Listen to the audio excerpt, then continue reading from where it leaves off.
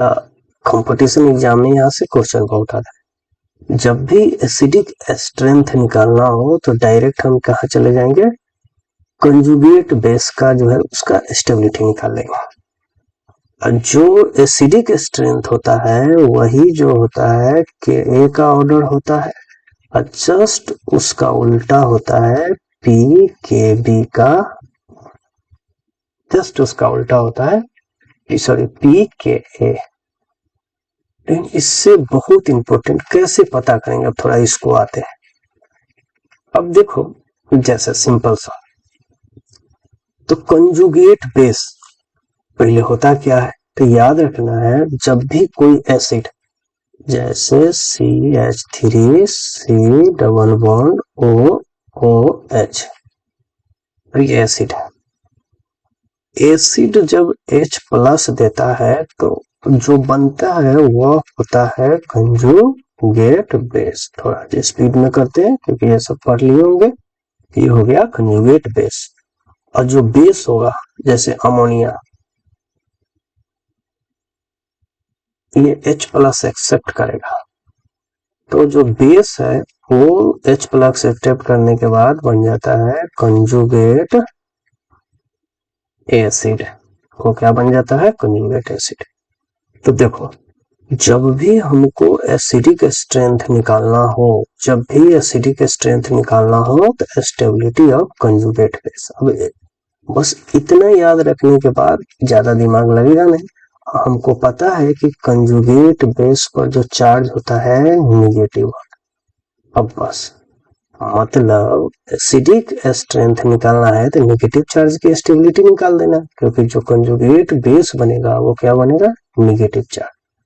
अब negative charge कैसे stable होगा, तो उसको खींचने वाला कौन होगा, -N और -I।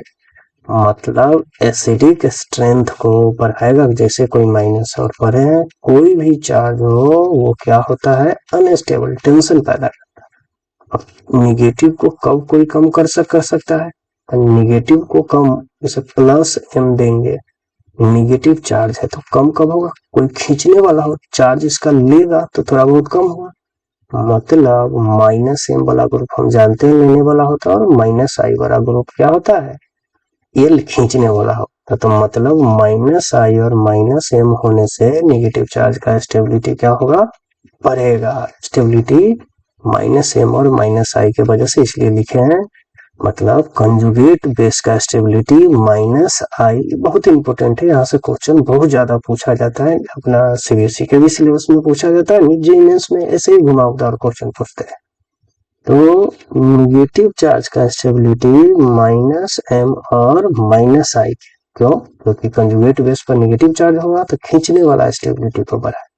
अब कहोगे कि कोई +M दे देगा, अब बताओ, टेंशन ऑलरेडी चार्ज मतलब टेंशन में आ जाए, अब कोई और इलेक्ट्रॉन दे दे तो टेंशन में है और टेंशन दे देगा तो स्टेबिलिटी क्या हो जाएगा, हट जाएगा।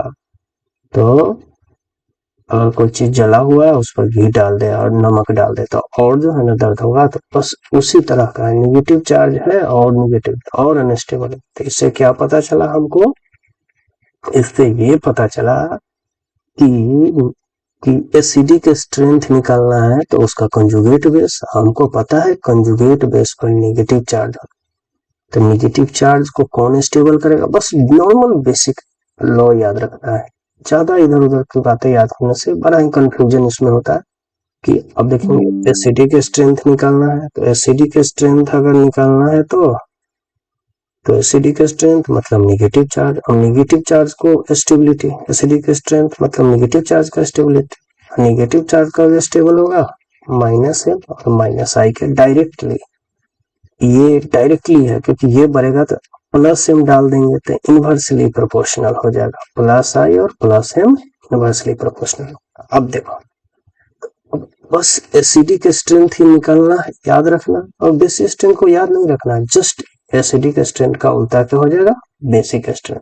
अब इसलिए दोनों याद करने से हम प्रायः जनरली जो है कंफ्यूज होते हैं, तो बस एक ही याद करेंगे और जस्ट याद करेंगे बेसिक। अब देखो -I वाला जब एसिडिक स्ट्रेंथ को बढ़ाता है बढ़ाता है तो यहाँ पर जस्ट माइनस आई वाला घटाएगा, तो यहाँ डायरेक्टली प्रोपोर्शनल था, यहाँ इनवर्सली प्रोपोर्शनल हो, तो यहाँ प्लस वाला जो है घटाता था, यहाँ प्लस वाला बढ़ा, तो दोनों रटोगे तो बार बार हम आप कंफ्यूज होते हैं, सब कंफ्यूज हो जाता है, इसलिए बस एक याद रखें। इसलिए बोल रहे थे कि प्लस एम इफेक्ट का मतलब बड़ा ही मतलब जो है प्लस एम रेजोनेंस इफेक्ट हर जगह हर तरीके का क्वेश्चन जीओसी का रिएक्शन वाला भी यहाँ से पूछता है बहुत ज्यादा क्वेश्चन, और इस टाइप का भी क्वेश्चन बहुत ज्यादा आता है, बोर्ड और नीट वगैरह में भी बहुत ज्यादा क्वेश्चन आता है यहाँ से। अब जैसे क्वेश्चन से बताते हैं, जैसे एक सिंपल सा क्वेश्चन ले लीजिए, कार्बोक्सिलिक बेंजीन कार्बोक्सिलिक एसिड, और दूसरा ले लीजिए ये आयन। अब देखिए, अब सीधे यहीं से हटा, अब ये एसिड है पता है, ये पता, अब हम इसका कंजुगेट यूएस कैसे बनाएंगे, इसको हटा देंगे, इस पर निगेटिव चार्ज हो गया और इस पर निगेटिव चार्ज, ये कंजुगेट, ये माइनस चार्ज है, बिल्कुल पता है, ये भी पता है। अब हमको पता है कि माइनस, ये देखो माइनस है माइनस, अब पता है माइनस को कौन स्टेबलाइज करता है, खींचने वाला। अब ये देखो खींचने वाला ग्रुप है कि नहीं, तो ये माइनस एम है, माइनस एम है कि नहीं, यहाँ कुछ नहीं। अब देखो निगेटिव चार्ज को कोई भी नहीं टेंशन को इसको कम कर रहा है, यहाँ पर ये कम करने वाला है। देखो ये भी निगेटिव चार्ज है मतलब ये भी स्टेबल है, निगेटिव चार्ज है मतलब ये भी स्टेबल है, दोनों पर निगेटिव चार्ज है मतलब दोनों स्टेबल है। लेकिन माइनस आई वाला जो होता है दोस्तों, माइनस खींचने वाला है, खींचने वाला जो है क्या होगा, ज्यादा इसको स्टेबल करेगा, नहीं खींचने वाला इसको क्या करेगा, ज्यादा स्टेबल। तो अपना देसी जुगाड़ एकदम याद करके रखना है कि एसिडिक स्ट्रेंथ जो होता है माइनस आई पर बढ़ती है, और प्लस प्लस आई पर क्या होता है, घटता है, प्लस आई पर क्या होता है, तो ये क्या होता है, घटता है। ठीक है, बस ये ध्यान। दूसरा क्वेश्चन करते हैं। अब जैसे कहा, अब ये ध्यान में फिर से हम लोग क्वेश्चन करेंगे धीरे ऐसे। तो ये है, यहाँ पर देखिए हाइड्रोजन बॉन्ड, जैसे ये नाइट्रोफिनॉल है, ऑर्थो नाइट्रोफिनॉल और पारा नाइट्रोफिनॉल। अब एसिडिक स्ट्रेंथ जो है हमको निकालना है, तो देखिए यहाँ पर क्या हो जाएगा,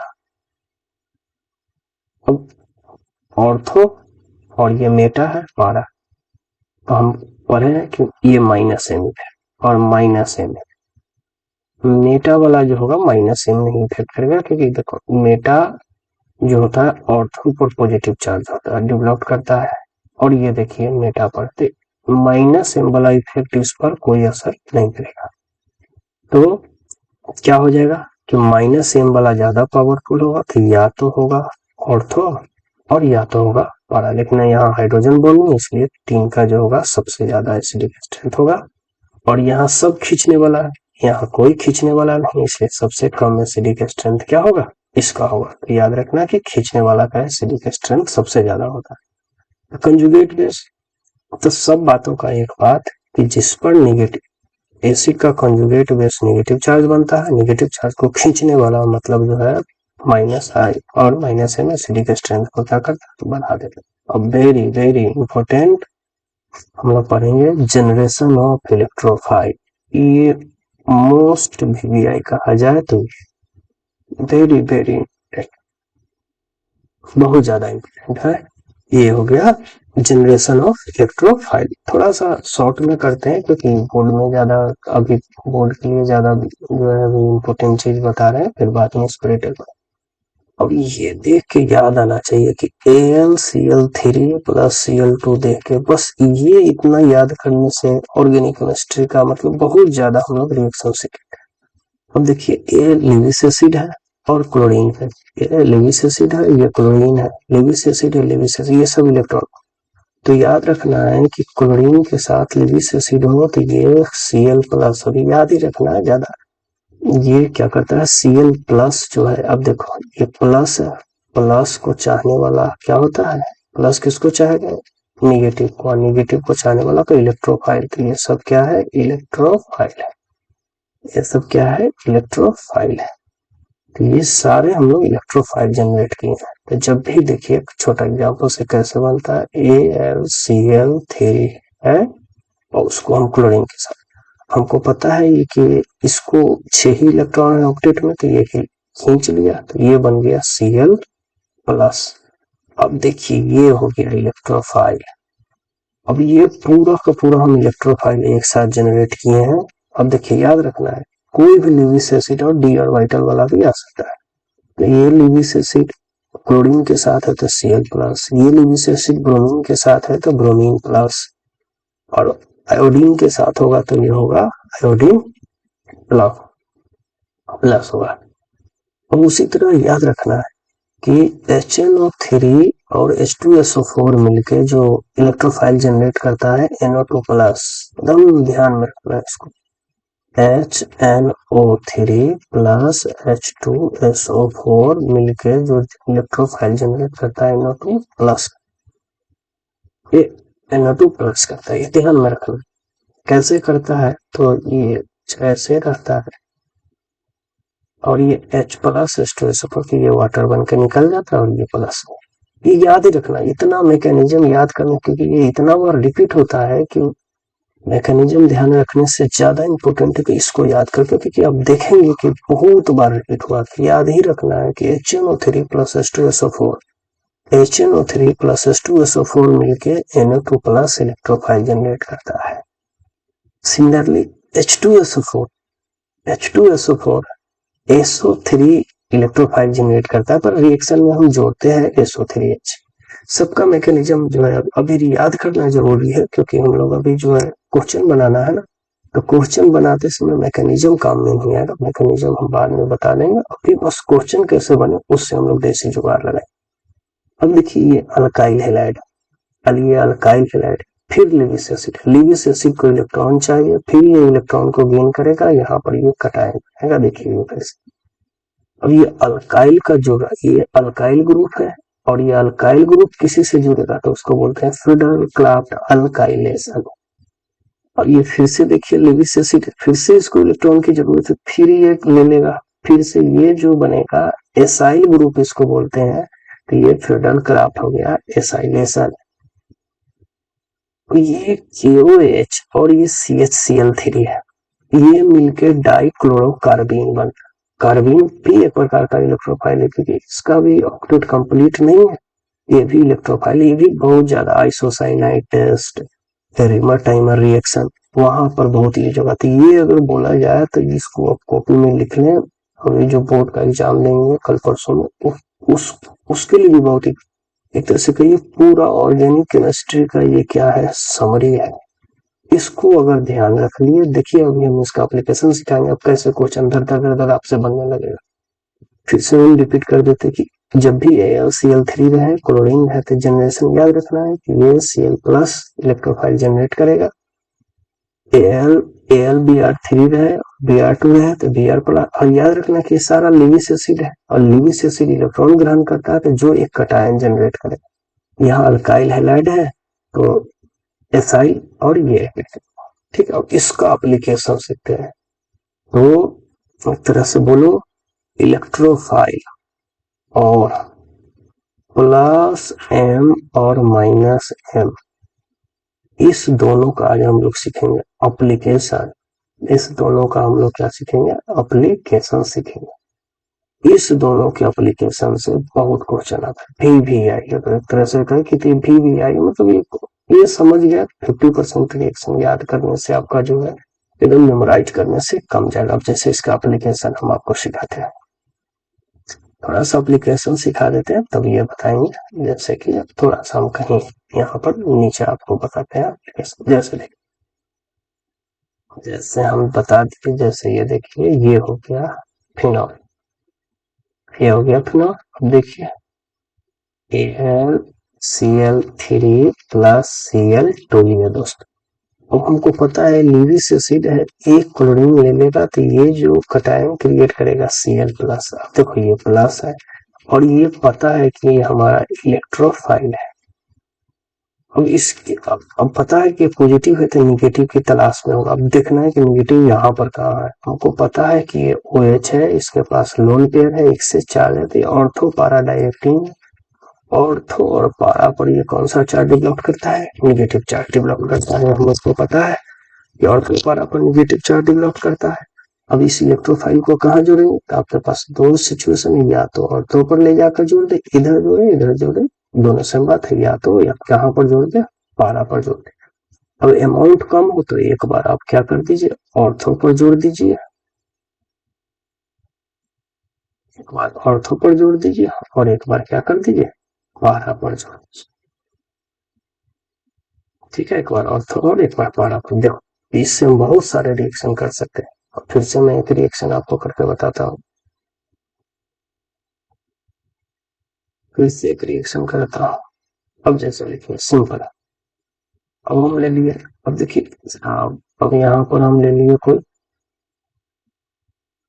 ये हो गया टॉलुइन।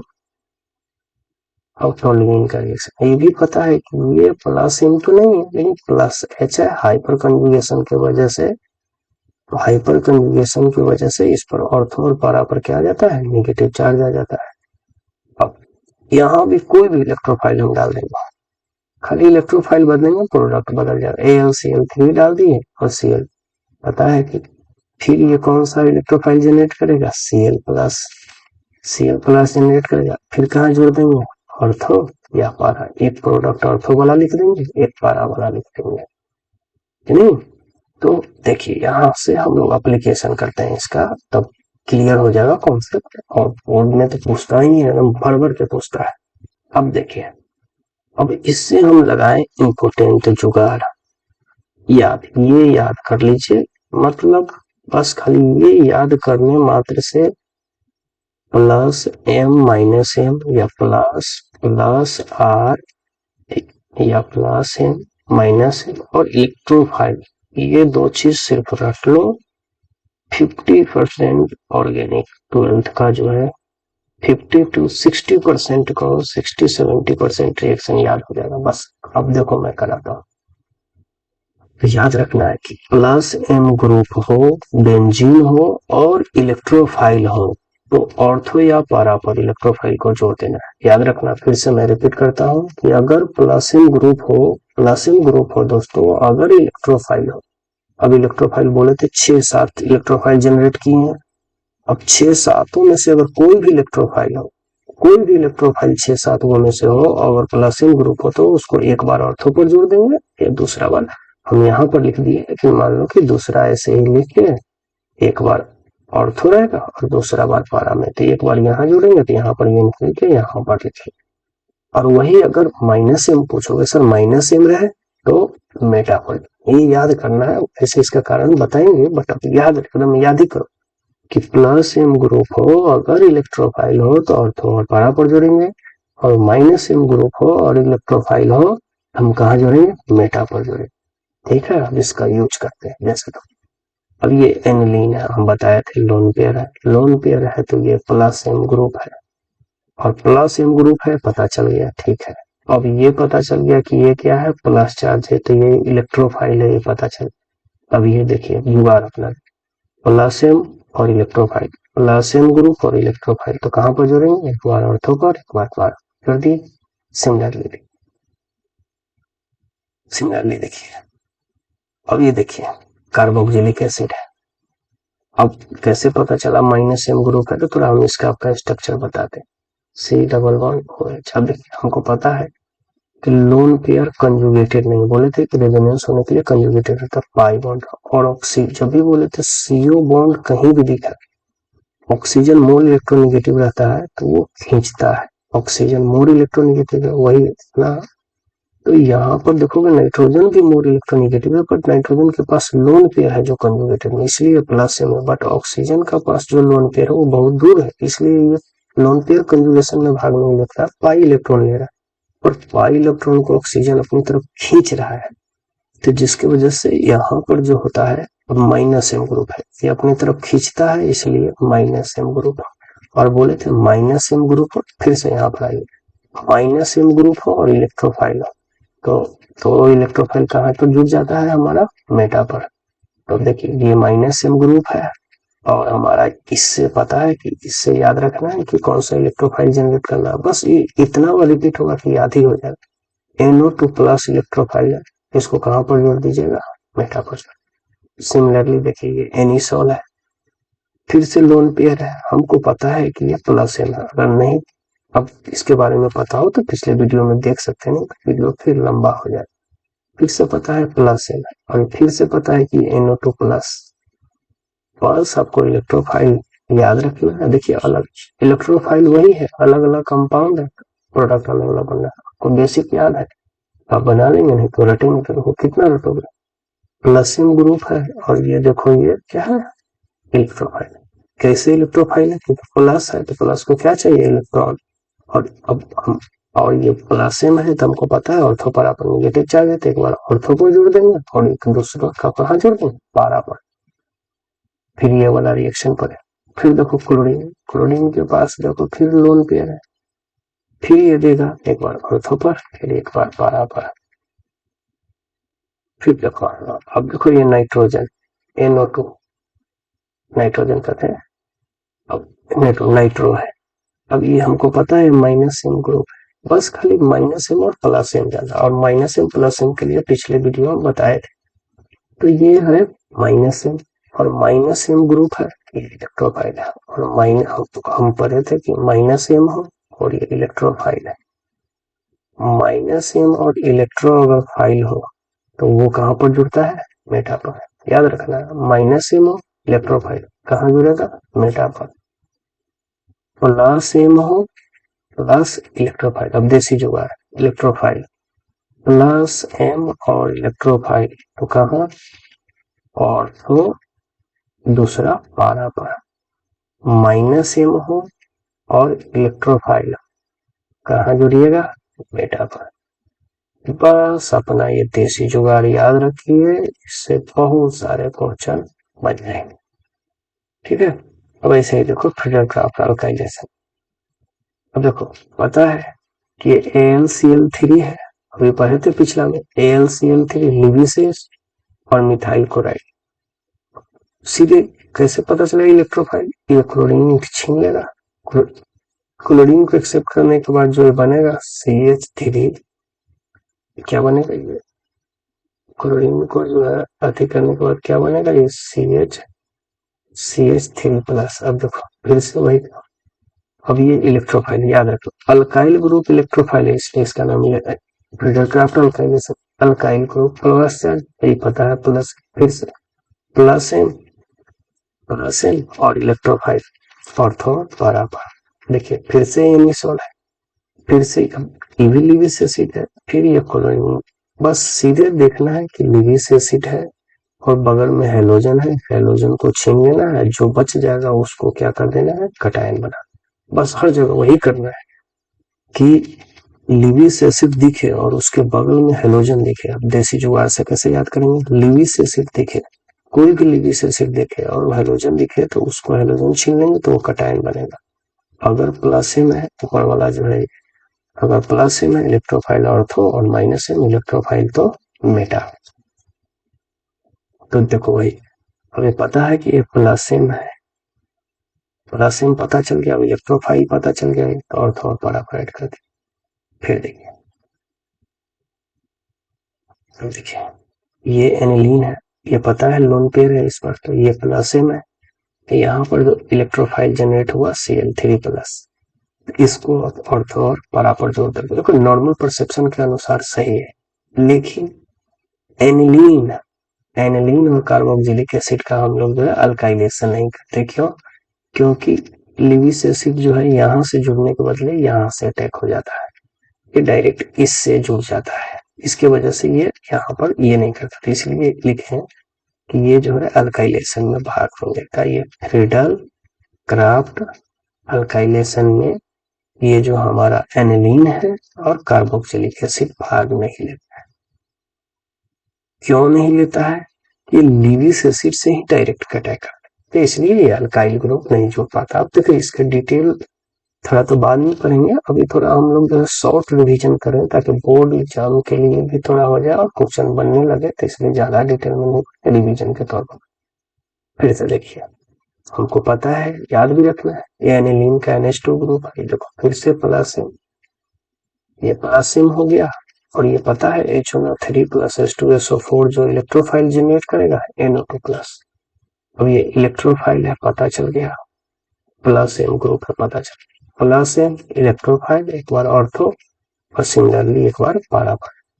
फिर देखो, पहले पता चल गया ये फिर प्लस एम है, और फिर हमको पता है कि जब ये लिविस एसिड है और एक क्लोरीन को ले लेगा तो एक इलेक्ट्रोफाइल जनरेट किया, पता चल गया ये प्लस एम है, और पता चल गया ये इलेक्ट्रोफाइल है, तो और पारा पर क्या कर देंगे, जोड़ देंगे। तो अब देखो कि देखो एक रिएक्शन से हम लोग कितना बना लिए, ठीक है। फिर से देखो, ये देखो एसाइल क्लोराइड है, फिर एसिड है। जब ये पता है कि लिविस एसिड है और ये हाइड्रोजन है, क्लोरीन लेगा, और ये जो बचेगा एसाइल ग्रुप का। अब देखो पता चल गया कि ये इलेक्ट्रोफाइल है, और वो इलेक्ट्रोफाइल हमारा एसाइल है, और ये प्लस है, एक बार ऑर्थो और पारा पर जोड़ दिए। है वही रिएक्शन कि इलेक्ट्रोफाइल, अगर प्लस एम ग्रुप है, इलेक्ट्रोफाइल है, तो ऑर्थो और पारा पर जोड़ दिया, लेकिन एसाइल ग्रुप जुड़े, इसलिए इसका नाम हो गया फ्रीडल क्राफ्ट एसाइलेशन। तो अगर पूछा जाए तो इस वाले वीडियो में जो हम सबका कंक्लूजन क्या बना, सारा वीडियो में अगर अभी तक हम जितने भी बात किए उसमें अगर पूरा अगर कहा जाए कंक्लूजन, तो बस यही कंक्लूजन था हमारा, प्लसेम इफेक्ट हो और इलेक्ट्रोफाइल जनरेशन हम सीख जाए। तो प्लसेम इफेक्ट हो और इलेक्ट्रोफाइल हो, तो उस इलेक्ट्रोफाइल को ऑर्थो और पारा पर ऐड कर देना। अगर माइनस इन हो और उसमें इलेक्ट्रोफाइल हो, तो उस इलेक्ट्रोफाइल को मेटा पर जोड़ो। इस सबसे वेरी वेरी इंपॉर्टेंट, अगर इस 15 मिनट 20 मिनट में हम जो भी पढ़े, इसका कंक्लूजन यही। तो हम दो ही चीज इस पूरे के पूरे अगर वीडियो में दोस्तों पढ़े हैं, तो बस दो ही चीज पढ़े। पिछले वीडियो में हम प्लस एम और माइनस एम को जानना सीखे थे, और इस वीडियो में हम लोग जो है इलेक्ट्रोफाइल बनाना सीखे, और इस दोनों का एप्लीकेशन आपको हम बताएं कि प्लस एम इलेक्ट्रोफाइल ऑर्थोपारा और minus M electrophile meta group. फिर से एक बार रिपीट कर देते हैं, यहाँ पर इलेक्ट्रोफाइल जनरेशन बहुत इंपॉर्टेंट है, ये ध्यान रखना है कि लिविस एसिड का काम ही है कि बगल में कोई भी हेलोजन दिखे, उस हेलोजन को छीन लेना है और उसको कार्बन बना। ठीक है दोस्तों, आप इसको एग्जाम में जाने से पहले एक बार बढ़िया से जो है बोर्ड एग्जाम में भी देने से पहले, और अब जब जो बच्चे रिवाइज कर रहे होंगे ऑर्गेनिक केमिस्ट्री का, तो ये अगर एक बार जो है कर लेने देख कर लोगे, तो आपको ऑर्गेनिक केमिस्ट्री आसान लगे, बहुत आसान। ठीक है, तब तक के लिए दोस्तों नमस्ते। फिर हम लोग अगला जुगाड़ ऑक्सीडाइजिंग एजेंट वाला पढ़ेंगे। ठीक है, तब तक के लिए थैंक यू, और सुने हो इसके लिए बहुत बहुत धन्यवाद। तो कमेंट कर लीजिएगा ताकि हमको भी पता चले आपके क्या डाउट है, क्लियर करेंगे और हमको भी मोटिवेशन मिले। ठीक है, थैंक यू।